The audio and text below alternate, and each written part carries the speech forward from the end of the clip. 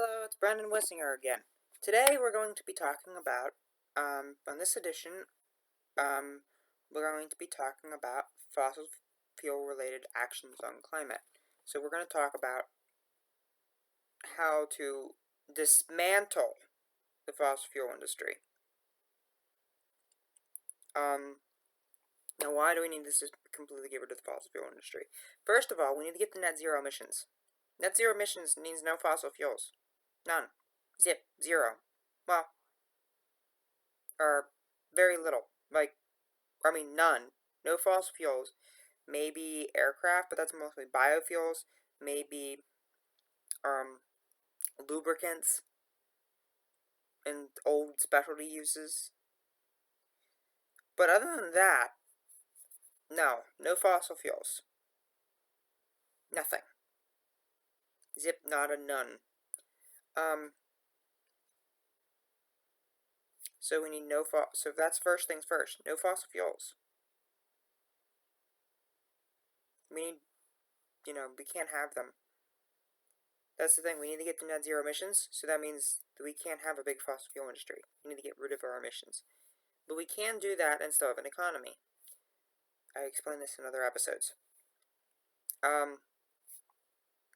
We can also, we have to get rid of, we also have to get rid of them, and very quick, we have to also, when they say keep fossil fuels in the ground, the reason for that is because if we used all the fossil fuels we have on stockpile right now, we would already go over 1.5 degrees Celsius. Dangerous climate change. So, we need to keep the fossil fuels in the ground. We need to keep them in the ground. They need to stay in the ground.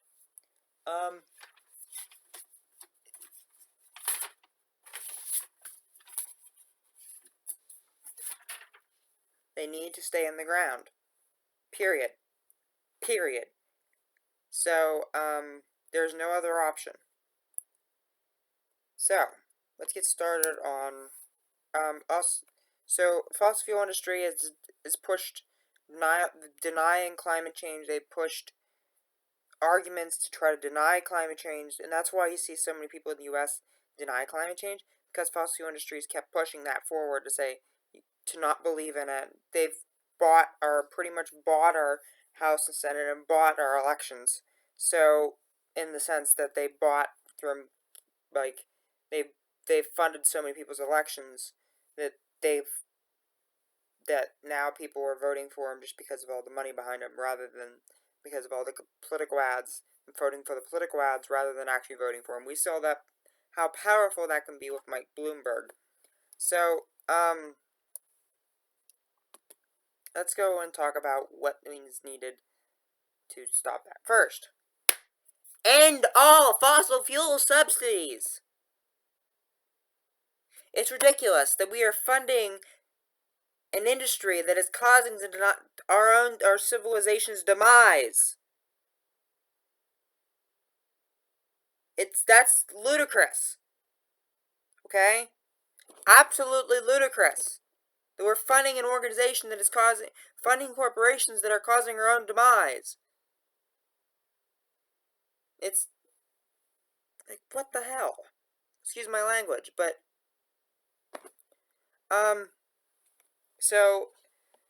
so I've taken some stuff from Inslee's and Bernie's plans and put them in here. So end all fossil fuel subsidies. And the new Federal Climate Change Commission will go through a process of systematically stopping all tax credits to fossil fuels and all programs that give fossil fuel money or allows fossil fuels to special privileges, immediately putting forward legislation to end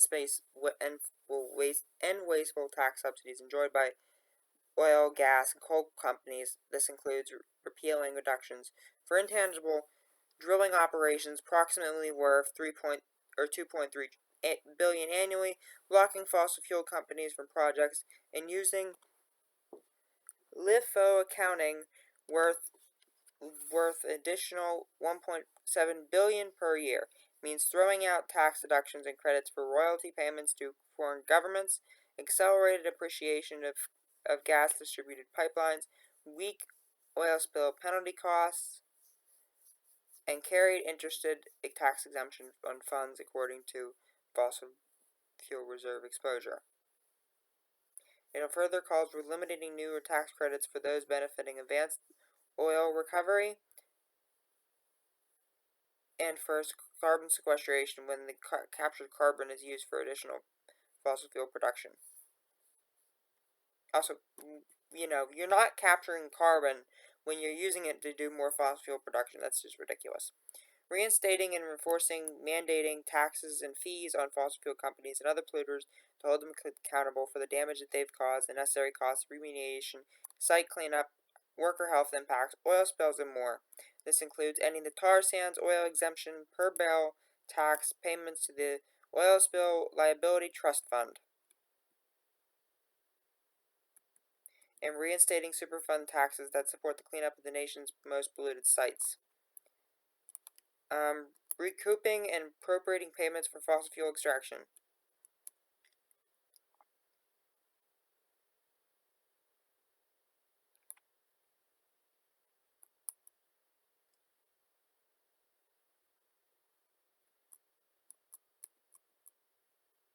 Yeah, pretty much, or so, ending all outdated royalty exemptions, increasing royalty rates for any um for any oil and gas production activities that continue on federal lands or offshore waters. Your current policies have the effect of wasting taxpayer money to promote additional fossil fuel production and to offer greater profits to fossil fuel corporations.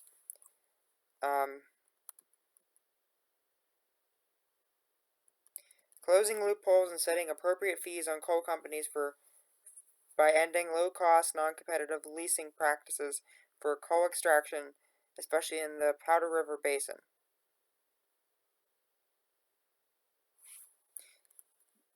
According to Institute for Energy Economics and Financial Analysis, U.S. taxpayers have already lost out on $30 billion revenues over the past 30 years due to the failure of federal leasing policy to recoup fair market value for the cost of coal reserves on public lands.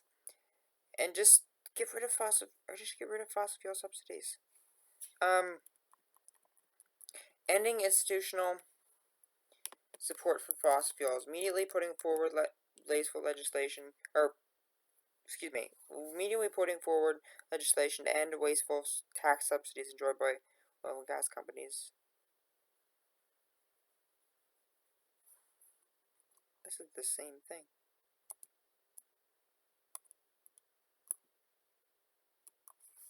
Excuse me while I fix this. Apparently there's a problem.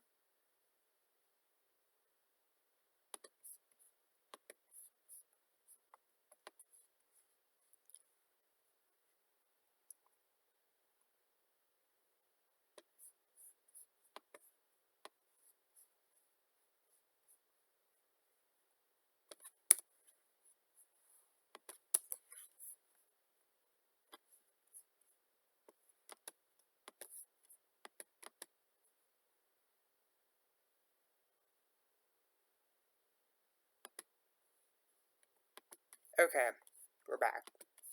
So, directing the Secretaries of Defense, Energy, and Treasury to evaluate and report on the current and historical costs of protecting oil supplies around the globe, which is estimated at $81 billion annually, and to recommend policy action through the federal government to recover those costs that have benefited American oil companies' profits. Initiating a White House-led comprehensive examination of federal support for fossil fuels and taking action to eliminate it. This ranges from the cost of inland waterways transportation of fossil fuels not covered by tonnage fees to the costs of bonding around mine closure and reclamation liabilities, and the cost of hidden subsidies that is substantial. Ending U.S. financing for overseas fossil fuel projects, pressing for global action to transition off of fossil fuels. This includes prohibiting the International Development Finance Corporation, the Export-Import Bank, and the Trade Development Agency from financing fossil fuel projects, and joining the International Powering Past Coal Alliance.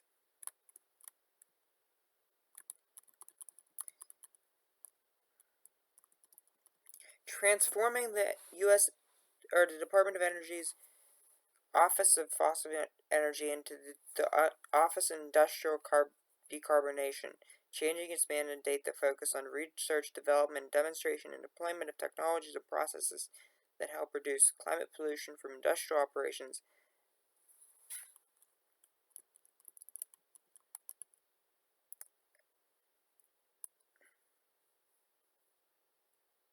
Yeah, and currently its mission is responsible for the development of America's oil and gas resources. End all use of federal eminent domain for fossil fuel projects. End fossil fuel construction on public lands and oceans immediately, and evict all drilling and mining on public lands and oceans within 2 years. I give a timeline there because we don't want to evict them like then, right now, because we want to provide a sort of a just transition. We want to say, okay, we need to find you a job. We need to get you trained. We need to, okay, now you have a job. We're just going to close this down. But banning on the first day of the new president, they should ban all fossil fuel and new fossil fuel leasing on offshore waters and federal lands, including coal, oil, gas, oil shale, tar sands, everything. In addition to banning new leases, directing all federal offshore and onshore and offshore land and coastal management agencies to utilize existing authorities to cancel, refuse, extend existing fossil fuel leases to the extent allowed under current law. This includes terminating leases that were not validly issued, directing the Bureau of Land Management to refuse to issue lease extensions resulting in the expiration of unused leases that oil and gas companies have spent years stockpiling, and closing all fossil fuel production sites on federal lands by 2024 through the use of eminent domain and other things. Working with Congress to implement a permanent ban on fossil fuel leasing on public lands and coastal areas to ensure durable and lasting protections for these treasured national resources, and through legislation requiring that future decisions impacting America's coastal areas must involve active approval from each state of the region that could be impacted in the event of an offshore oil spill. Through executive authority, reversing Trump administration's attempts to shrink or repeal a national monument designations and preventing fossil fuel extraction in adjacent to public lands. Establishing a presidential commission on energy transition focused on phasing out fossil fuel production nationwide with a special focus on the just transition for workers and protection of communities that are reliant on fossil fuel extraction. It will be tasked with putting out some policies for that, and there will be members of it will include the Secretaries of Commerce, Energy, Interior, Justice, Labor, Transportation, and the Treasury, and the administrators of EPA and NOAA and the head commissioner of FERC. The FERC is the Federal Energy Regulation Commission. If you don't know what that is. Pursuing energy and legislative action to restrict fossil fuel production on non-public lands, including mandatory setbacks from private property and targeted locations including schools, hospitals, public parks, etc., and outright bans on mountaintop removal, coal mining, tar sands, and fracking. And fracking, giving it a timeline. Actually, giving each of those a timeline by 2024-2023. And buying out and decommissioning fossil fuel assets, working with states to restrict fossil fuel corporation use of eminent domain as they seek to build new infrastructure across private property, and strengthening consideration of social climate costs associated with fossil fuel production across federal permitting agencies, including U.S. Army Corps of Engineers, the EPA, Federal Energy Regulatory Commission, and Department of Transportation, and using the Clean Air Act and the Clean Water Act. Providing a just transition and new opportunities for fossil fuel workers and communities. Providing impacted energy workers and their families and communities with financial security by shoring up retirement benefits through federal backstops to our troubled pension system to safeguard a lifetime of deferred wages for retirees. The federal government will shore up and stand behind the solvency of all defined benefit pension funds to guarantee workers that can retire with dignity and economic security.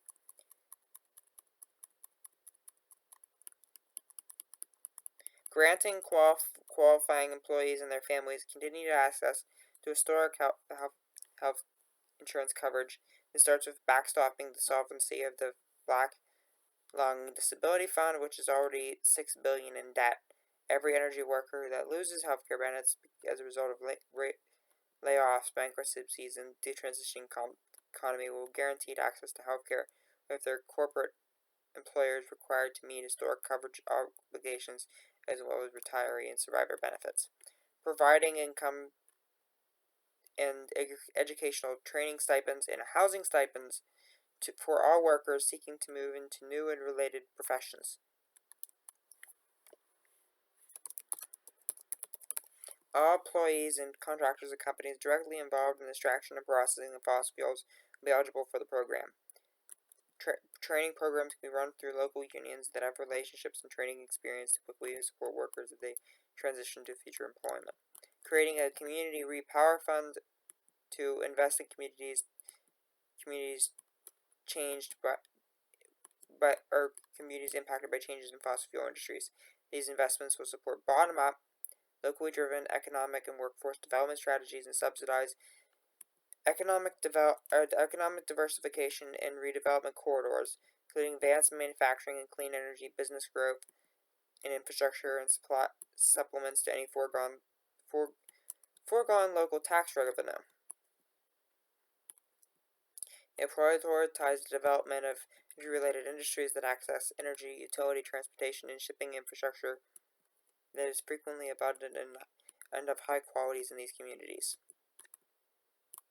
and ensuring that the job creation is centered on growing high-wage, high-valued, added industries that can draw on existing skills of workers and strong local supply chains. Establishing a dedicated restoration fund to create new skilled union jobs in environmental reconstruction. Fossil fuels companies will be held accountable for pay and environmental health and community damages caused by local coal, oil, and gas extraction by supporting a comprehensive reclamation program through a restoration fund. This program will hire local workers for reclamation and restoration projects where mining, drilling, and fracking damage natural resources, hard water tables, polluted fields, riverbeds, and valleys. It will supplement, not replace, existing resources. The current labor law and using the current labor and strengthening and expanding on prevailing wage procurement rules, including the use of project labor agreements to maintain family supporting wages in the growing clean energy economy. This includes creating 25-hour clean energy jobs will provide an annual salary of more than $50,000 a year for a 40-hour week that I can support a family in most places in the country. A wage of $25 an hour for employees in the clean energy economy will only happen if federal, state, local governments commit to basic worker standards. Unionization agree to all publicly funded projects regardless of source, pay prevailing wages and more. The Green New Deal will create 20 million jobs, so that's going to be helpful to this too. Conditioning all new investments in federally funded clean energy projects to include project labor agreements, prevailing wage laws, federal overtime requirements, and other strong worker protections. Okay, ending all fossil fuel exports by 2020.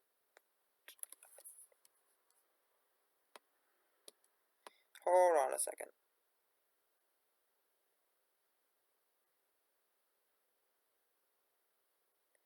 Yeah, it's already in here. End fracking by 2023.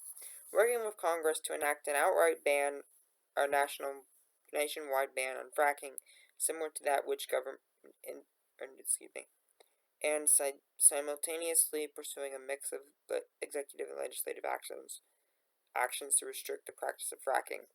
These include robust and steadily increasing air pollution restrictions, especially for methane, expanding health and safety protections, and establishing setbacks for community residents, and closing the Halliburton loophole, and applying effective federal clean water standards and information disclosure provisions to protect local communities from the underground injection of fracking fluids.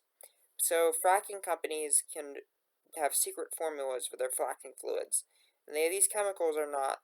These chemicals could be deadly, and they don't have to tell you what these chemicals are.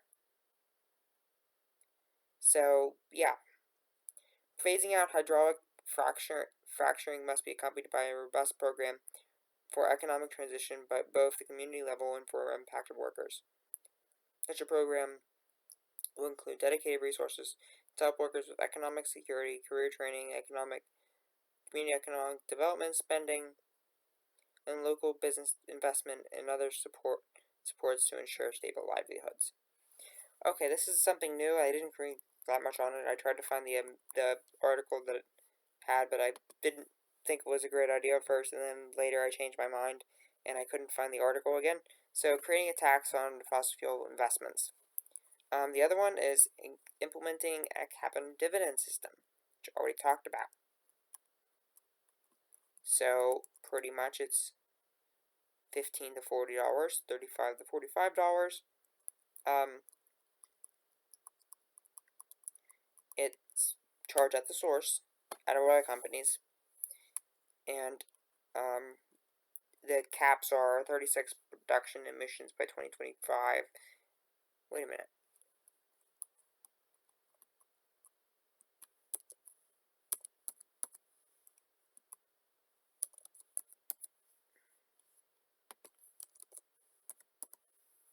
Okay, a 36% reduction in emissions from 2020 by 2025 from 2005 levels, a 65% reduction in emissions by 2030 from 2005 levels, an 80% reduction in emissions from 2035 from 2005 levels, and net zero emissions by 2045. It will the permit prices, which are $15 to $40 for energy and industry and buildings, $35 to $45 for transportation, will adjust for inflation and will increase by the average of the following rates. Increase the previous year's rate plus $10 unless we miss our targets, in which case $15, an increase of 5% unless we miss our targets, and 5% inflation unless we miss our targets, in which case increases by an additional $4. And permit market companies will be allowed to trade permits at prices, or trade permits.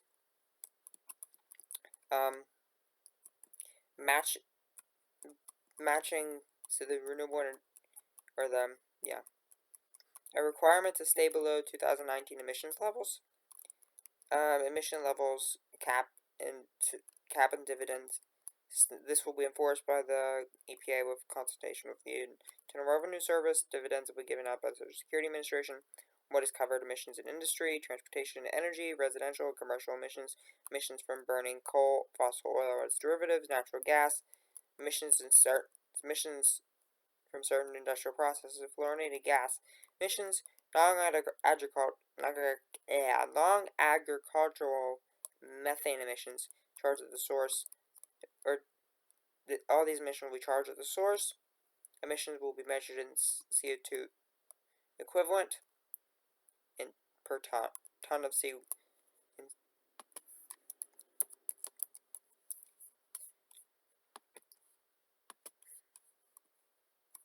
Non-covered emissions that are directly sequestered at a permanent manner. Domestic agricultural emissions are not covered in the price. Military emissions. So revenue, 51% will go to carbon dividends in reverse income orders. The poorest people will get the most. The richest people will get the least. 22.1% will go to the U.S. Highway Infrastructure Fund. 1% will go to administration. 25.9% will go to the National Infrastructure and Climate Bank. Amending of regulations. So, it eliminates gas taxes.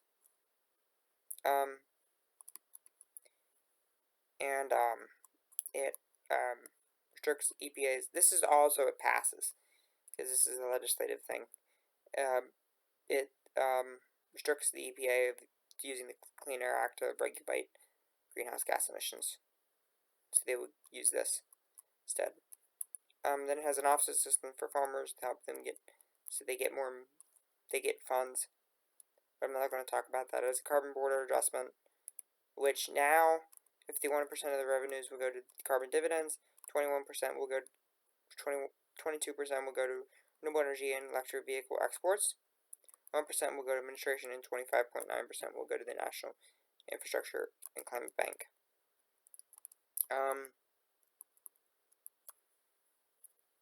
So, in pursuing aggressive enforcement of the Clean Air Act, confront climate mercury toxics, ozone, and other costly and dangerous air pollution. This includes repealing Trump's dirty power rule and immediately directing the EPA for additional range of options, cracking down on greenhouse gas emissions. Well, that's using the Clean Air Act, so.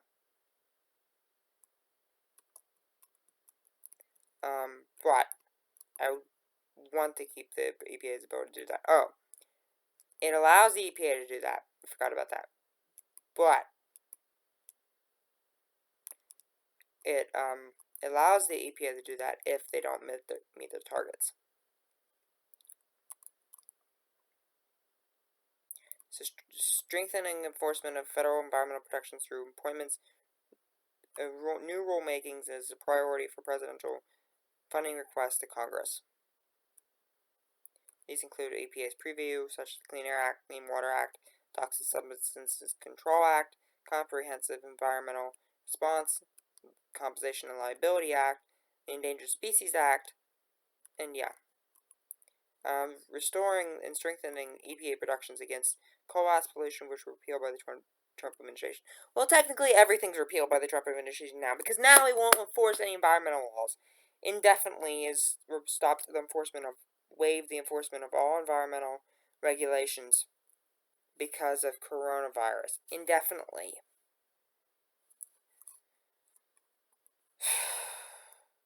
If you don't believe me, go look it up.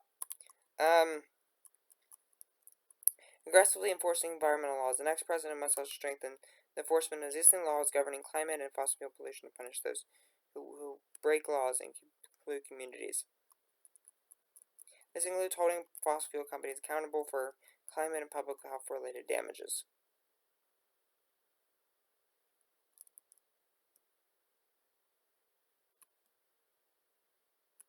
So this plan rejects any proposal to limit fossil fuels companies' legal liability for climate damages that their pollution has caused, or for their role in misleading investors and the public about the dangers of climate change. Even their own experts warned them decades ago that it could be severe and even catastrophic. Instead, we're calling for them to push to sue them. Appointing federal judges and justices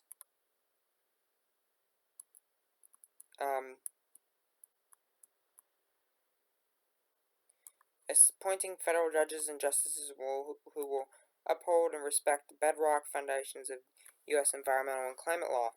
This includes Chevron doctrine of deference to federal agencies' authority and expertise in implementation of safeguards that protect public health, welfare, and the environment. This also includes the landmark Massachusetts versus EPA court decision, which held that greenhouse gas pollution is in fact pollution that is subject to the jurisdiction of the Federal Clean Air Act.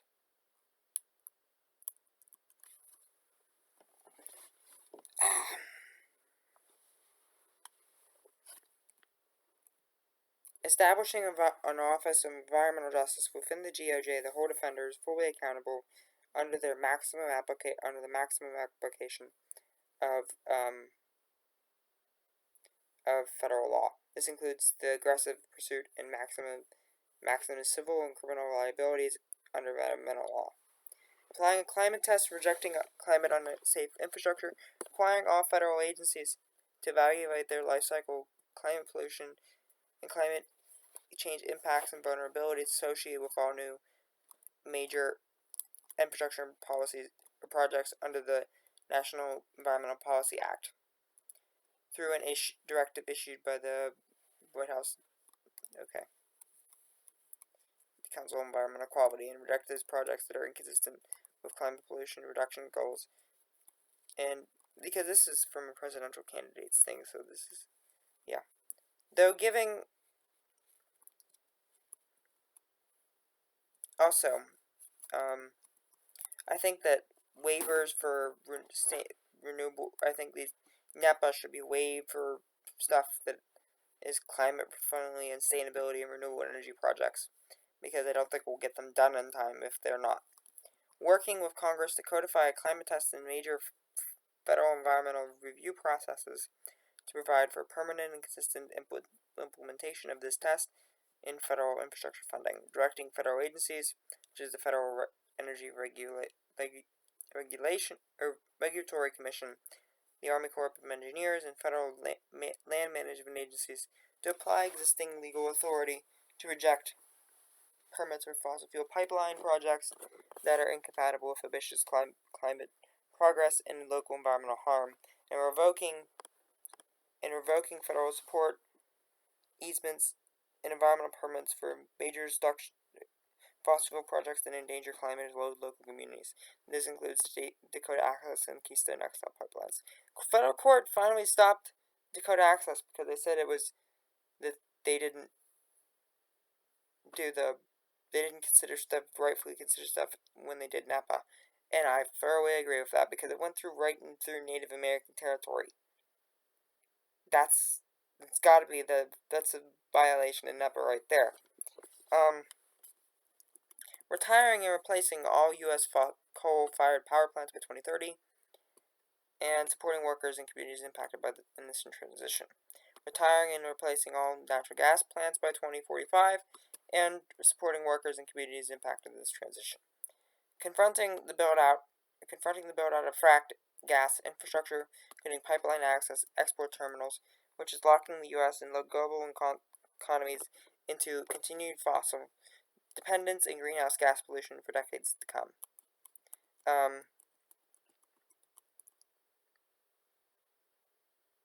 Using executive authority, including strengthening Bureau of Land Management and EPA standards, require oil and gas companies and utilities to find and stop methane leaks in pipelines, and taking federal action to incentivize removal and repurposing of gas distribution pipelines, and striving to achieve full domestic tactical potential for methane capture and destruction from extractive industries. Reinstating the crude oil export ban through presidential declaration when working to make the ban permanent since 2015 when the ban was lifted by an act of Congress. U.S. oil exports have reached approximately 3 million barrels per day and continue to increase. Climate pollution associated with these exports threatens to increase global emissions and overwhelm the gains that America is making in reducing its transportation sector emissions and climate pollution at home. Expanding the fossil fuel export bans to set similar restrictions on other fossil fuels, including coal and liquid natural gas, to ensure the U.S. does not export its climate pollution around the world. Even as domestic coal use continues to terminal decline, coal exports have climbed to their highest in 5 years. Meanwhile, U.S. natural gas has exploded, with companies increasingly looking overseas markets in natural gas, and liquid natural gas exports are also on the rise. Exporting climate pollution while pursuing climate energy solutions at home is no solution at all. Using federal government power to accelerate the transition off of oil. Strengthening Section 526 of the Energy Independence and Security Act, the alternative fuel procurement requirement to prohibit federal procurement of fuels with greater than average life cycle greenhouse gas pollution, which in implementation must include tar sands, oil shale, and other dirty fuels produced through highly polluting processes. In addition, that showing that every federal interstate highway rest stop hosts electric vehicle fast charging stations by the end of 2024, enacting a new requirement that every commercial fueling station must also provide electric vehicle charging service at convenience sites determined by local jurisdictions. I would also say that hotels, major hotel chains should too also have them. This will spur, because sometimes when you want to charge up your electric car, it may take few hours. So this will serve to further support the rapid deployment of zero emissions vehicles consistent with, okay. Respecting states, tribal, and local authorities to empower communities to reject fossil fuel infrastructure. Taking executive action to reverse Trump administration's attempts to undermine states' authorities to protect their own waters through infrastructure permitting decisions under the delegated Federal Clean Water Act authority. Directing federal agencies to fully empower tribal nations through free, prior, and informed consent and the enforcement of treaty rights to reject major infrastructure proposals that would adversely impact their people, land, water, or cultural resources, and requiring all federal environmental review and permitting processes to involve through the consultation and input from local communities. Working with Congress to end FERC's authority to preempt states' abilities to reject natural gas pipelines. This authority has been used to challenge states' rejections of fossil fuel instructions that threaten local public health and the environment, such as in New York State. Stopping fossil fuel exports.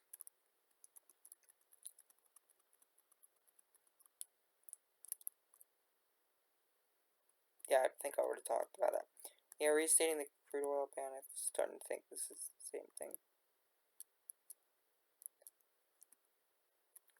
Restore Obama's methane restrictions. So Obama had a bunch of methane restrictions for natural gas and other types of fossil fuel production, and that sort of restore them. It place stricter protocols on natural gas transportation and pipelines to prevent leaking emissions.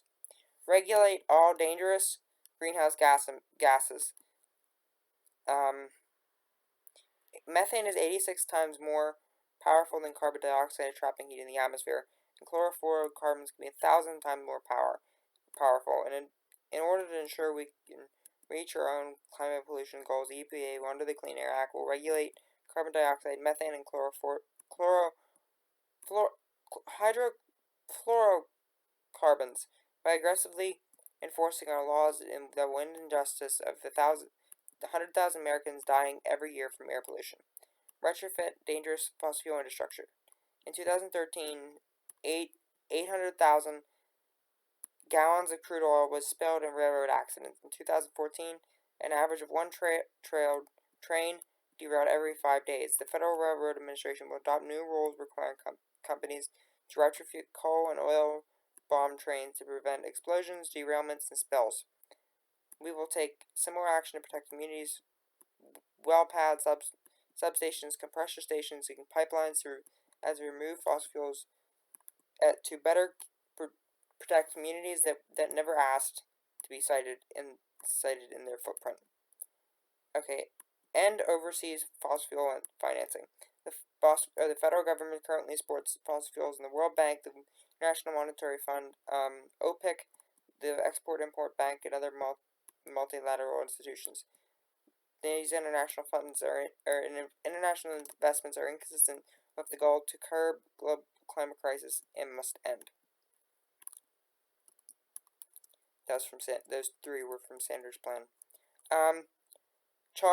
This is one I added in here. Charge the CEOs of fossil fuel corporations that have participated in the climate denialist machine or created it with crimes against humanity, and have them turned over to the International Criminal Court. And what I mean is the fossil fuel corporations have, for years, have been promoting denialist arguments and trying to stop action on climate change. They've bought our Congress. They bought elections. They've bribed people. They've done everything they possibly could to try to keep action on climate. It's time for that to end. and they've known about this. They've known that the climate change exists. They were one of the first ones to know. Their memos from Axon says that they knew about it, but instead of doing something about it and trying to switch, to alternative means of income, instead they doubled down on fossil fuels and promoted denial of climate change. That is absolutely despicable.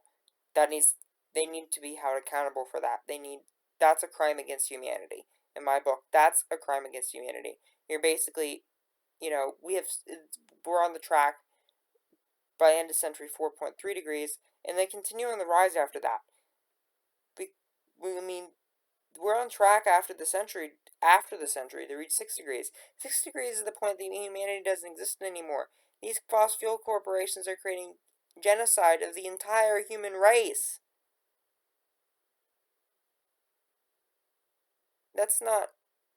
We can't have that. They should be charged with crimes against humanity. They're murdering people. There are people dying right now in developing countries from this. They need to be held accountable for that. So, I think they should be charged with crimes against humanity, because that's what they've done. They've knowingly killed people. So thank you for listening to me ramble on about climate change stuff. Next time I'll be doing one on industry and manufacturing, and how can we decarbonize industry and at the same time create more jobs, more industry, and more manufacturing. Thank you for listening to me ramble on, and see you next time. See ya.